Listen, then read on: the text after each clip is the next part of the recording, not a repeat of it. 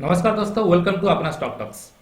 जैसे कि 24 जुलाई के लिए जो भी हमने प्रेडिक्शंस दिए थे, जिन लोगों ने मेरे चैनल को सब्सक्राइब किया है और फॉलो कर रहे हैं वो अच्छा खासा प्रॉफिट कमा रहे हैं। मुझे मैसेज आ रहा है तो काफ़ी अच्छा लग रहा है मुझे, ताकि किसी को भला हो रहा है मेरे थ्रू में।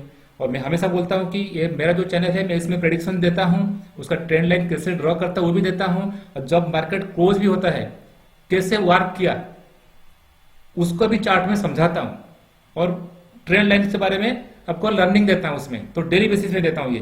तो चलिए फिर 24 जुलाई में जो भी स्टॉक्स था, हमारा तीनों स्टॉक्स था, आईसीआईसीआई बैंक, चोला फाइनेंस, बजाज फाइनेंस, तीनों स्टॉक्स था और काफी अच्छा वर्क किया है। देख लेते हैं क्या था हमारा टारगेट्स और कैसे अचीव हुआ।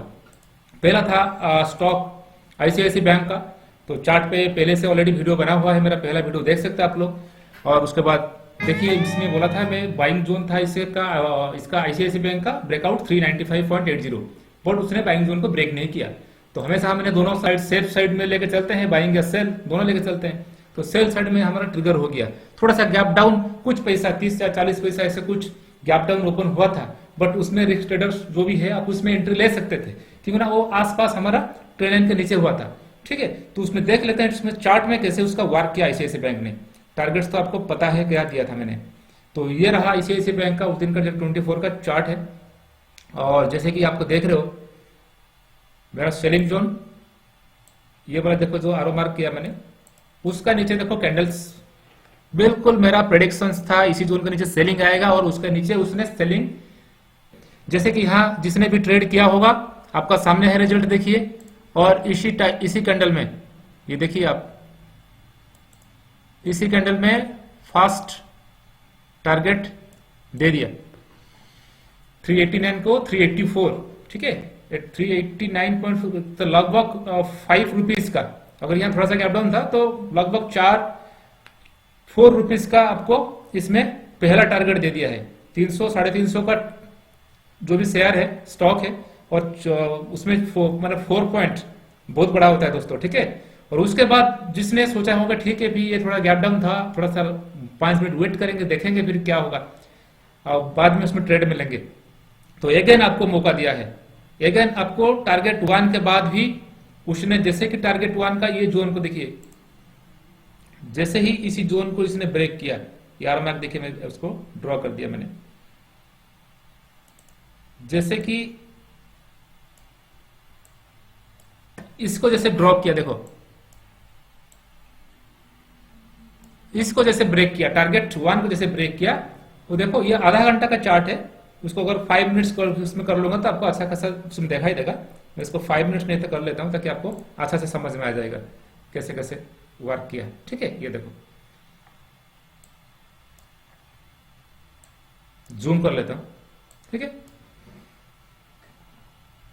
तो पहले तो आपको इसी कैंडल में आपको एंट्री मिला था, अपना सेलिंग जोन में था, आपने उसको शॉर्ट किया, और टारगेट 1, ये जो टारगेट 1 था, ठीक है, यहां टारगेट 1 उसने हमको दे दिया।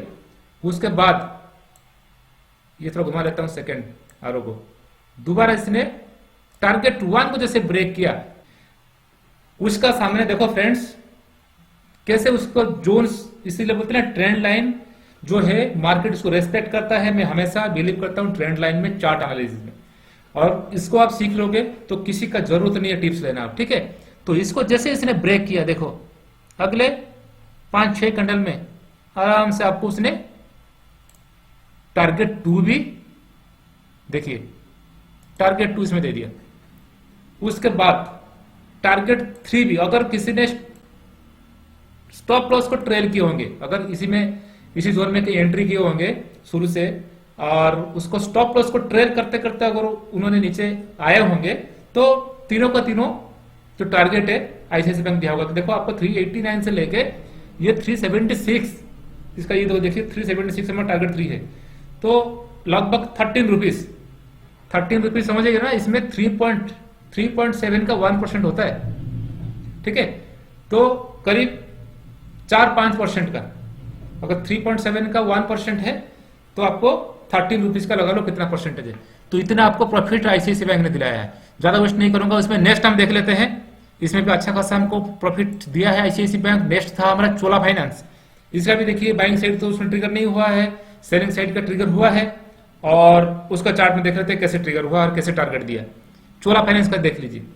चोला फाइनेंस जो है हमको थोड़ा सा इसलिए लंबा वीडियो हो रहा है ताकि मैं आप लोग को दिखाना चाहता हूं कि कैसे ये ट्रेंड लाइन को रेस्पेक्ट करता है, कैसे ब्रेक करता है, कैसे आपको एंट्री करना एग्जिट करना, वो थोड़ा समझा रहा हूं। इसलिए थोड़ा सा स्किप मत करिए वीडियो को। स्किप करोगे तो फिर आपको कुछ पता नहीं चलेगा। ओनली लेबल्स ले काम करोगे कोई फायदा नहीं है दोस्तों, कोई फायदा नहीं है। थोड़ा सा देखो कैसे कैसे हमने और लेबल देते हैं तो उसको कौन सा प्रिडिक्शन में क्या सोच कर देते हैं और कैसे एंट्री भी करने। कभी गैप अप गैप डाउन हो जाए तो क्या करोगे फिर? अब तो ऐसे ही बोलोगे कि ये तो प्राइस था उसका नीचे आ गया तो हम इसको शॉर्ट करेंगे। ऐसे नहीं है, आपको देखना है।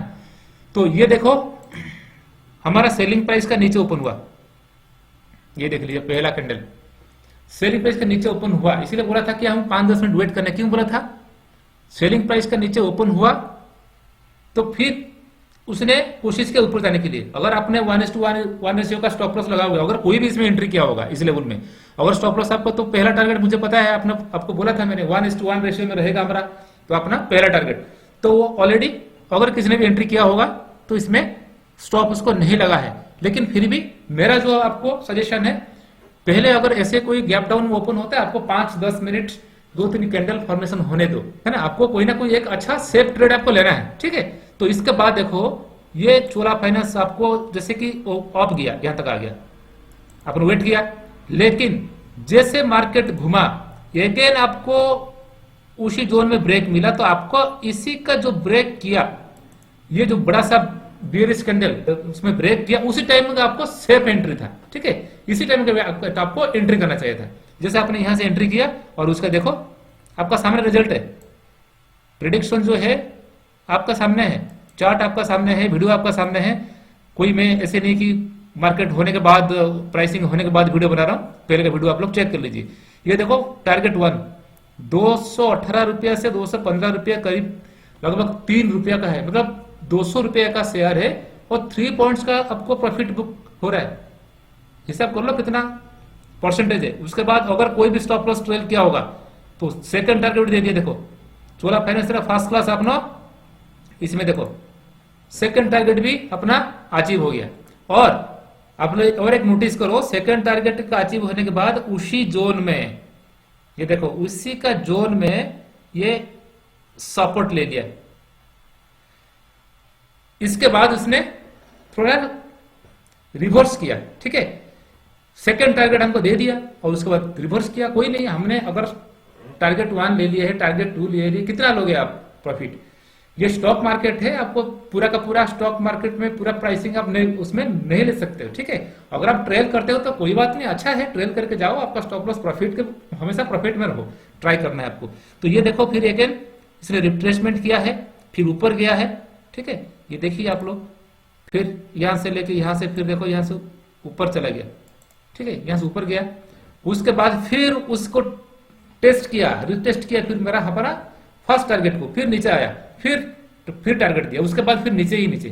क्योंकि ना मेरा जो जोन है, मैं आपको प्रेडिक्शन किया हूं, इसका नीचे जो इसका सेलिंग जोन है दोस्तों, अगर इसको ब्रेकआउट देता है फिर आप बाइंग साइड में ढूंढ सकते हो या अपॉर्चुनिटी ढूंढ सकते हो, ठीक है। जब तक इस सेलिंग जोन में है मैं आप लोग को नहीं बोलूंगा कि उसमें बाइंग करने के लिए। बट इसमें से कुछ पुराने जो ट्रेडर्स है, यहाँ भी उन्होंने, जैसे मैं बैंक निफ्टी में मेरा जो इससे पहले वीडियो जो मैंने दिया था अभी निफ्टी बैंक निफ्टी, वहां देख लो, मैं अच्छा से समझाया कैसे ब्रेकआउट होता है, वो जरूर देखेगा वीडियो को। बिल्कुल निफ्टी बैंक निफ्टी का अच्छा खासा उसमें ब्रेकआउट दिया, सेलिंग जोन में भी बाइंग करने का कैसे ब्रेकआउट होता है, कैसे हम एंट्री करेंगे, वो भी मैं उसमें दिया, ठीक है। तो ये हो गया अपना चोला फाइनेंस, ठीक है। इसमें भी अच्छा खासा हमको टारगेट दे दिया। और तीसरा टारगेट भी उसने कोशिश किया देने के लिए, बट मार्केट यहां पर रुक गया। देखिए तीसरा टारगेट का थोड़ा सा ऊपर 50% ऑलरेडी उसने वो तीसरा टारगेट को दे दिया था। तो देख लिए कैसे वर्क कर रहा है प्रेडिक्शन, ठीक है। उसके बाद हमारा नेक्स्ट जो था बजाज फाइनेंस था। बजाज फाइनेंस का ये भी सेलिंग साइड का अपने था, पूरे के पूरे सेलिंग साइड में थे, मार्केट काफी डाउन था। तो इसका भी चार्ट देख लेते हैं, 3249 के नीचे सेलिंग था इसका। तो बजाज फाइनेंस का चार्ट अभी आपका सामने, ये देख लीजिए बजाज फाइनेंस का चार्ट। और ये देखो, इसलिए बोला था, ये जैसे कि देखो कैंडल, इसलिए हमेशा बोलते हैं गैप डाउन में हमेशा 5-10 मिनट आपने वेट करो, पहले मार्केट को देखो, मार्केट क्या डिसाइड कर रहा है, कहाँ मूवमेंट दे रहा है। ठीक है, वरन हमने उस दिन ट्रेड में नहीं घुसेंगे तो कोई नुकसान नहीं करेंगे मेरे। इसीलिए गैप डाउन, गैप डाउन में हमेशा आपको मार्केट को टाइम दो। क्यों, ये देखो यहाँ नीचे से ओपन हुआ, सेलिंग जोन का नीचे ओपन हुआ उसने, और उसने देखो आराम से ऊपर गया। ठीक है, के ऊपर गया, ऊपर गया और भी ऊपर गया, यहां तक आ गया। कहां तक आ गया, ये जोन देखो यहां तक आ गया। लेकिन वहां से फिर मार्केट उसको रिवर्सल किया। क्यों, मैं क्या बोला था आपको, रूल्स हमारा क्या है, गैप डाउन में वेट करना है, अगेन मार्केट को टाइम देना है, जैसे उसने फिर दोबारा रिवर्सल आएगा और अगेन देखो इसी पॉइंट में वो हमको मौका दे दिया एंट्री करने का हमारा मार्केट में। ठीक है, उसी ट्रेड में हमने एंट्री कर लिया, इसी का ब्रेक किया तो हमको आंख बंद करके उसमें करना चाहिए था। यह है सेफ ट्रेड, इसी में आप ट्रेड करोगे, देखो आपका सामने रिजल्ट है बिल्कुल जो मेरा टारगेट 1 है सेकंड में। ये देखो ये वाला कैंडल देखो, ये सेकंड कैंडल में 5 मिनट का, ये देखो 5 मिनट का चार्ट है और सेकंड कैंडल में आपको दे दिया पॉइंट्स। कितना दिया, 3250 से 3227, कितना हो गया 23 पॉइंट्स का दोस्तों, 23 पॉइंट्स 5 मिनट में। ठीक है, तो देख लो मेरा जो प्रेडिक्शन है, जो ट्रेंड लाइंस जो मैं ड्रॉ करता हूं, तो आप लोग थोड़ा सा इसमें से लर्न कीजिए कैसे कैसे होता है। मैं समझाने की कोशिश कर रहा हूं, खास करके जो नया है मार्केट में। ठीक है, उसके बाद देखो अगर ये इसका सपोर्ट जोन नहीं होता, क्यों मैं ट्रेड उसका टारगेट 1 किया था, कितना बार उसने उसको रिट्रेस किया है, 1 सेकेंड कैंडल। ठीक है, फिर देखो थर्ड कैंडल, फिर इसमें भी देखो एक बार 4 कैंडल। ठीक है, फिर इसमें 5 कैंडल। अब देखते जाइए कितना बार इसको सपोर्ट लिया है, देख रहे हो। और इसको अगर हेवी वॉल्यूम के साथ उसने ब्रेक करता, अगर इसका नीचे सस्टेन करता, तो फिर उसको टारगेट 2 का, हमारा टारगेट 2 खेलना था हम लोग। लेकिन यहां से उसने रिवर्स आर कर गया, यहां से उसने रिवर्स हो गया, तो हमने शुरू से 23 पॉइंट्स बुक कर लिया, बहुत है उतना। क्यों, हम अपॉर्चुनिटी ढूंढेंगे तो सेफ साइड का ढूंढेंगे हमेशा, हम ऐसे नहीं ढूंढेंगे जिसमें डाउटफुल है या इसमें घुसने से पता नहीं उसमें मेरा लॉस होने का चांसेस है।